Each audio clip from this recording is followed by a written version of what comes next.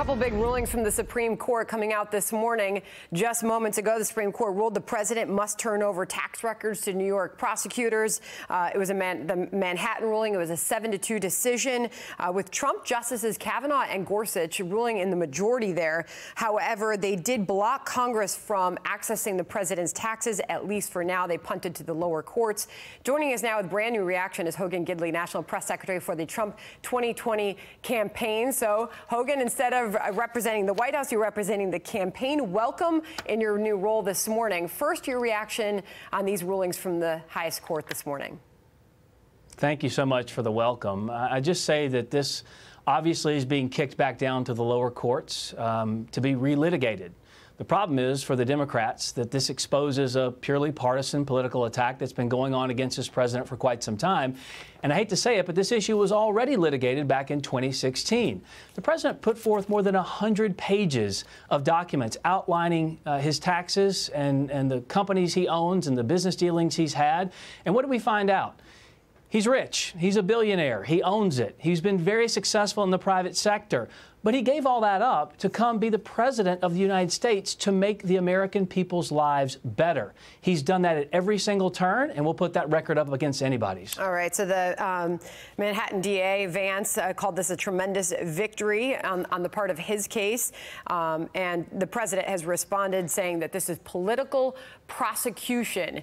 So we'll continue to get reaction to both of those this morning. But meanwhile, even during those Supreme Court decisions coming down, we were talking about this Tom Friedman piece yesterday in the New York Times, talking about conditions that Joe Biden should put on actually showing up at a presidential debate with President Trump, one of which was the president should have to turn over his taxes first, and second, they should agree to real-time fact-checking if they do that. His piece was Biden should not debate Trump unless, and he laid out those conditions. James Carville went on another network and basically flipped the script, and he does not mince words. Listen to this. Of course Biden wants to debate Trump. Trump is a doofus dolt. All right? Biden debated Elizabeth Warren, Bernie Sanders, who's the most on-message politician I've seen in my life, Cory Booker, Amy Klobuchar. He should debate him without condition anywhere that he wants to. Joe Biden will trounce Donald Trump in any debate. Weigh in on this, Hogan. Well, I love the fact that James Carville would point to the past debates of Joe Biden. Let's be clear, that's why he was last in all of the polls during the debates. It was only South Carolina that saved him. When you're on a debate stage, you can't reach out like Joe Biden has done so many times and said, please, please bring me my documents. I need to read off of the fact sheet that my staff has given me.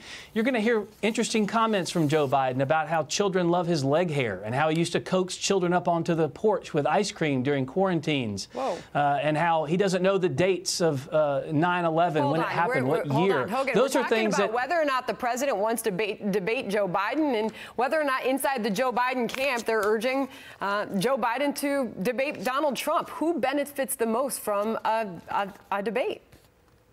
Well, obviously, the President of the United States, Donald Trump, and that's the point I was trying to make. How many gaffes has Joe Biden had in the last little bit, just during this campaign alone? Forget the 50 years of politics that he's been involved with. He's a gaffe machine. Now, the problem is, as you well know, 93% negative news coverage against this president as he's improving the lives of all Americans, and they gloss over, the media does, writ large, over all of the gaffes of Joe Biden. But nonetheless, the president wants to debate Joe Biden. He wants to give the American people the choice side by side. And when you see what Joe Biden has done to the American worker, voting for NAFTA, crushing 850,000 jobs, this president renegotiates the deal, gets rid of it. USMCA was celebrated yesterday with the president of Mexico.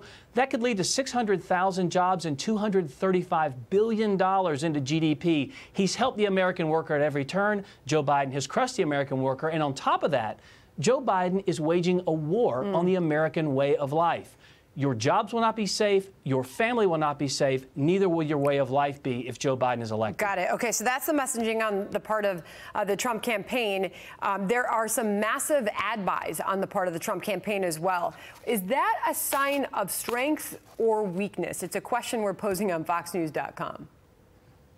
Well, if you want to know the truth, it's a sign of strength. We have a lot of money at this campaign because this president has been able to sell the fact that he has done real, tangible, positive accomplishments for every single American citizen. When you see record low unemployment for African American, Asian American, Hispanic Americans, women employed at record numbers like they haven't seen, those are all because of the policies of this president. You can compare and contrast that with what the Barack Obama, Joe Biden-backed policies of the past did. It crippled our economy at every turn. Jobs were leaving, fleeing this country, never to be heard from again if you listen to the lies of Joe Biden. But they're back because of this president. We've seen the last 2 months record job growth as well. And those ads simply go out there and point out the difference between the incredible successes of this president and the colossal failures of Joe Biden. Finally, I want to ask you about the upcoming rally, the second that the president will be holding outdoors this time since the coronavirus pandemic. ABC News is reporting that the campaign is considering displaying statues at future rallies. Not exactly clear what those statues would resemble. Is that a plan?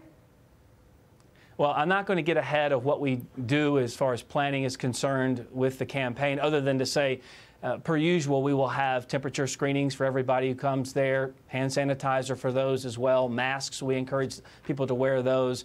But if you have any question or concern or confusion about how Donald Trump feels about the history of this country and the colossal titans upon whose shoulders we stand, the Frederick Douglasses, the Harriet Tubmans, the George Washingtons, the Thomas Jeffersons, just go back and look at his speech in front of Mount Rushmore, in which he talked about how all men, all women are created equal under the law.